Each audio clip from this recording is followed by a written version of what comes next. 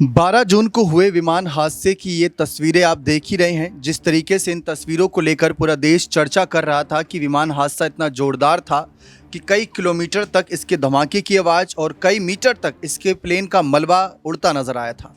ये वो 12 जून की तस्वीरें हैं जब हमने सबने देखा था कि किस तरीके से वहाँ पर राहत बचाव कर्मी जब जुटे थे तो कितना ज़्यादा वहाँ मलबा नज़र आया, कितनी जान माल की हानि हुई थी।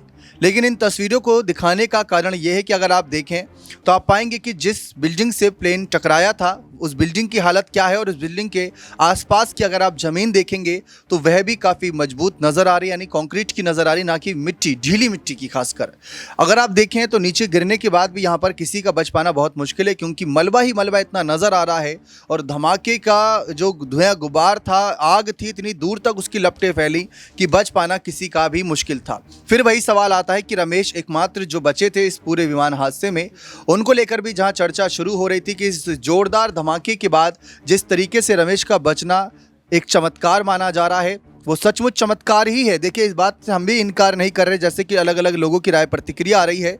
लेकिन जो ये आग का लपटें थीं, फिर उसके बाद पूरे देश ने देखा कि रमेश सफ़ेद सी टी शर्ट पहने सबके सामने बाहर आए और कुछ खरोचे उनकी लगे। लेकिन इसके बाद रमेश का जो बयान सामने आता है वो और भी ज़्यादा हैरान करने वाला है। लेकिन उससे पहले आप देखिए कि खास तरह की मिट्टी की वजह से एयर इंडिया विमान हादसे में बच गई रमेश कुमार विश्वास की जान। अब मैं आपको वो तस्वीरें भी दिखा रहा हूँ जिस पर चर्चा हो रही है कि भाई वहां पर कौन सी खास तरह की मिट्टी थी। आप यहां पर देख सकते हैं किस तरीके से जो प्लेन का मलबा है, ये पीछे का कहीं ना कहीं हिस्से की अगर हम बात करें तो वो उठाया जा रहा है। लेकिन जिस बिल्डिंग से टकराया वो बिल्डिंग पूरी तरीके से क्षतिग्रस्त हो गई और उसके बाद ये पेड़ों की ऊंचाई देखें तो करीब 20-30 फीट ऊंचाई तक ये पेड़ बताए जा रहे थे। उसके बाद अगर यहाँ से भी कोई कूदता है, गिरता है, तो सवाल तो उठेंगे ही कि वो कैसे बचा। इन सब के बीच अगर हम देखें तो ये तस्वीर भी आप देखिए जो यहाँ पर खास तरह की मिट्टी की चर्चा हो रही है। जरा आप यहाँ पर देखिए, यहाँ पर क्या आपको मिट्टी नज़र आ रही है? आप खुद देखिए और उसके बाद अंदाज़ा लगाइए कि पेड़ों की हालत देख लीजिए। वहाँ पर जो पंछी थे, जो जानवर थे, वो तक नहीं बच पाए, वो अपनी जान तक नहीं बचा पाए जो पहले से ही ज़मीन पर मौजूद थे।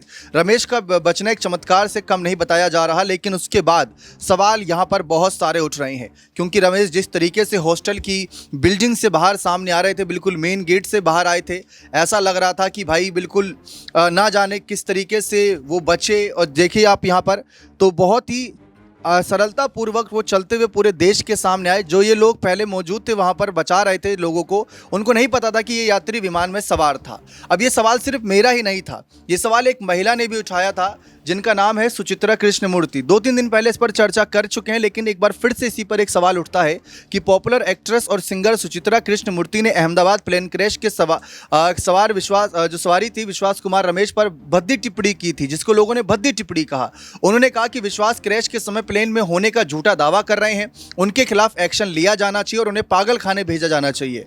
एक्ट्रेस का बयान सामने आते ही लोगों ने उनकी जमकर आलोचना करने लगे, जिसके बाद उन्हें पोस्ट डिलीट कर माफी मांगनी पड़ी।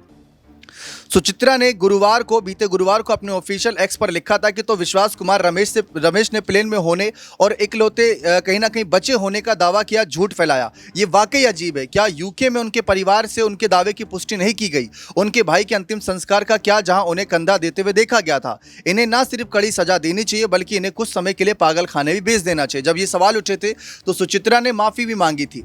यहाँ पर सुचित्रा की पोस्ट सामने आते ही लोग भड़क गए। कई लोगों ने उन्हें फटकार लगाते हुए बताया कि सबूतों के साथ आधार पर बात करो तो ज़्यादा बेहतर रहेगा। विश्वास प्लेन में ही थे, क्योंकि एक फहरिस्त भी जारी की गई थी। पूरी लिस्ट में देखा गया था कि विश्वास का भी नाम था और उनकी जो बोर्डिंग पास था वो भी काफ़ी इंटरनेट पर वायरल हुआ था। गलती का एहसास होने के बाद सुचित्रा ने अपनी पोस्ट डिलीट कर दी, फिर अपनी पोस्ट पर माफ़ी भी मांगी थी। उन्होंने लिखा था कि एयर इंडिया क्रैश सर्वाइवर पर किया गया ट्वीट हटा दिया गया है, भगवान जाने किस वजह से फर्जी न्यूज़ फैलाई गई, मेरी माफ़ी। तो ये बात यहाँ पर सुचित्रा ने माफ़ी के तौर पर रखी थी। लेकिन इसके बाद चर्चा होने लगी कि किस तरीके से रमेश तो बच गए लेकिन उनका भाई नहीं बच पाया इस विमान हादसे में, जिसका गम उन्हें इतना ज़्यादा है कि वह अब जनता के सामने, देश के सामने आ भी नहीं रहे हैं। एक 17 साल का लड़का जो आर्यन अंसारी, जिसने उस पूरे घटनाक्रम की वीडियो शूट करी थी, उसका भी बयान इंटरनेट पर तेज़ी से वायरल हुआ। उसने बताया कि कैसे वह बचा, क्या कुछ उसने देखा था उस समय। वह तस्वीरें भी काफ़ी वायरल हुई थी। वो वीडियो खासकर बहुत लोगों के लिए, एविएशन एक्सपर्ट के लिए सबूत के तौर पर काम कर रही है।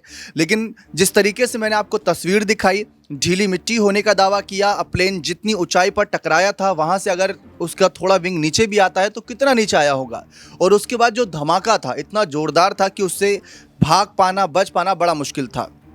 करीब आज 23 तारीख है, 12 तारीख को यह हादसा हुआ था। अब इन 11 दिनों के भीतर क्या कुछ हुआ है, क्या कुछ अभी तक जानकारी सामने आई, वह भी मैं आपको दिखा देता हूं, क्योंकि अलग अलग एविएशन एक्सपर्ट इस पर अपनी अलग अलग राय दे रहे हैं। लेकिन फिलहाल अगर हम देखें तो इस मामले पर अभी फिलहाल कुछ बड़ी खबरें सामने आई हैं। जहां गुजरात के अहमदाबाद में एयर इंडिया के AI-171 फ्लाइट के विमान का मलबा हटाने का काम शुरू कर दिया, जिसकी विजुअल अभी दिखाए थे। गुजरात पुलिस ने हवाई अड्डे परिसर में ले जाना शुरू कर दिया। 12 जून को इस विमान हादसे की चर्चा ने पूरे देश को हिला दिया। इसका एक बड़ा हॉस्टल की बिल्डिंग में धंस गया था जो हिस्सा था। रविवार को इस दुर्घटना स्थल से गुजरात राज्य विमानन अवसंरचना कंपनी लिमिटेड की इमारत में ले जाया गया। यह अहमदाबाद हवाई अड्डे के परिसर में इसे विमान दुर्घटना जांच ब्यूरो AIBB की कहीं ना कहीं निगरानी में रखा जाएगा। इसके बाद अगर आप देखें, संयुक्त पुलिस आयुक्त सेक्टर 2 जयपाल सिंह राठौर ने बताया कि हमने यहाँ दुर्घटनाग्रस्त हुए एयर इंडिया के विमान के मलबे को कहीं ना कहीं हटाने का काम जारी रखा। उन्होंने कहा कि पूरे मलबे की स्थानांतरित करने में 48 से 72 घंटे लगेंगे। अधिकारी ने कहा कि मलबा AIB के कब्जे में रहेगा जो विमान दुर्घटना की जांच कर रहा है।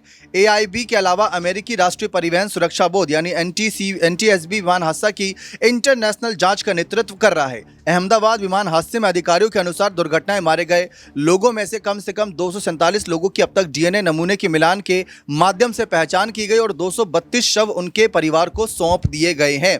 इसके बाद यहाँ पर अहमदाबाद पुलिस भी लगातार इस मामले पर अपनी नज़र बनाई हुई है और जो मलबा है उसको ट्रक के जरिए आगे लेकर जाया जा रहा है ताकि उसकी जांच की जा सके। तो यहाँ पर अभी तक पूरी रिपोर्ट सामने आई जिसमें बताया गया कि कितने लोगों के शव मिलान किए हैं, कितने लोग बचे हैं। लेकिन फिलहाल अब यहाँ पर आप देखें, जो लक्की मैन बताए जा रहे हैं रमेश, कहीं ना कहीं खुद को किया कमरे में बंद, फिर गम में डूबा पूरा परिवार। 21 जून की रिपोर्ट थी, क्योंकि अब उनसे बहुत से लोग बात करना चाहते हैं कि उस दिन क्या हुआ था, कैसे आप बचे।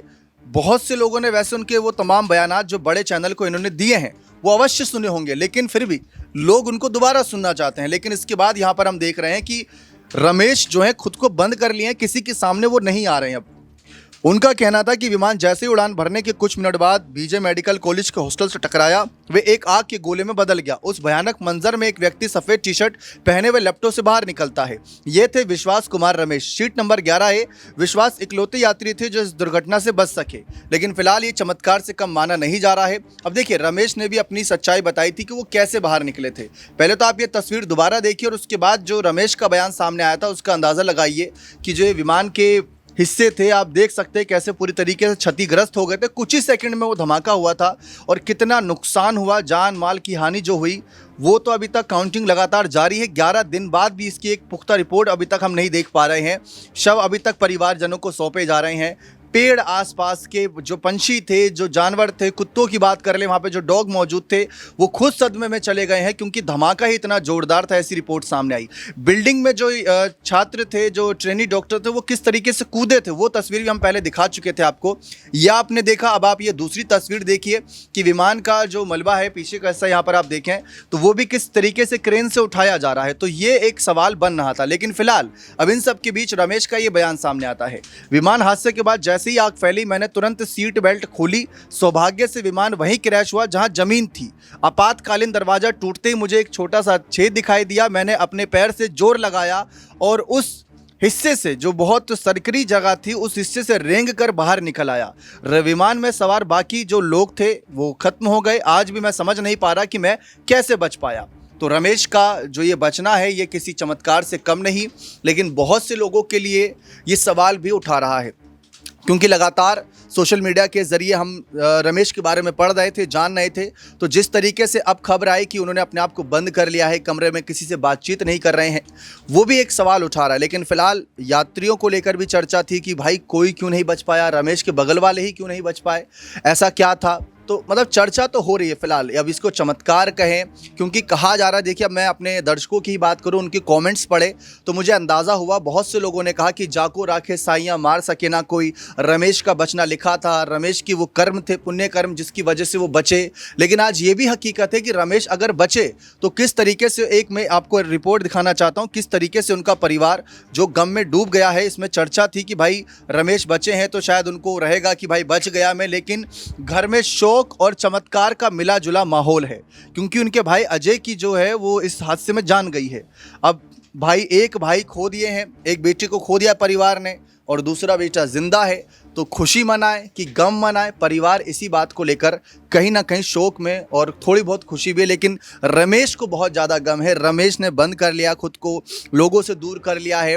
वो बार बार यही सोच रहे हैं कि उनका बचना किसी खास मकसद के लिए है, वो कैसे बचे। इस पर तमाम देश दुनिया चर्चा कर रही है। फिलहाल आपका क्या मानना है, अपनी राय कमेंट सेक्शन में अवश्य रखिएगा। बहुत बहुत शुक्रिया।